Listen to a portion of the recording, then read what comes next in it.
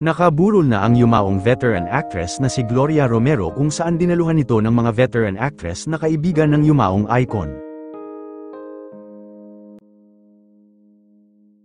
Binuksan na ngayong araw ang unang burol ng yumaong veteran icon legend na si Gloria Romero. Nakaburol ang aktres sa Arlington Memorial Chapel sa Quezon City. Sa paunang araw ni Miss Gloria ay dinaluhan lang ito ng kanyang mga malalapit na kaibigan sa showbiz at mga nakatrabaho nito at ang pamilya nito. Magiging open to the public ang kanyang mga labi upang masilayan sa huling sandali ang batikang aktres. Sa darating na January 27 to 28 ay makakapunta ang mga nagmamahal na fans kay Miss Gloria Romero. 9 AM to 1 PM lang dahil pagpatak ng 2 PM ay pamilya na lang muna at mga malalapit na kaibigan nito ang makakadalaw sa misa sa kanyang burol.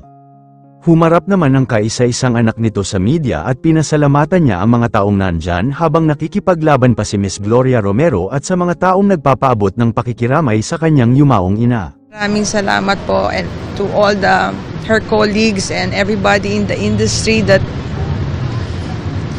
loved my mom. Maraming salamat po.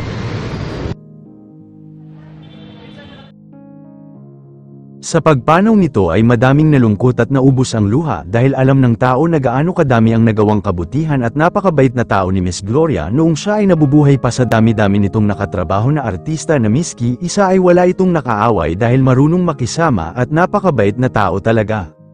Dumalo sa unang burol nito ang batikang aktres din na si Bots Anson Roa at ang matalik na kaibigan ng aktres na si Celia Rodriguez. Madami pang mga veteran actress ang naispatan na nakitang nakiramay sa pagpanaw ng pinakamamahal nilang kaibigan. Yun lamang po sa mga nais po na dumalaw sa burol ni Miss Gloria Romero ay bukas na ito sa January 27 to 28.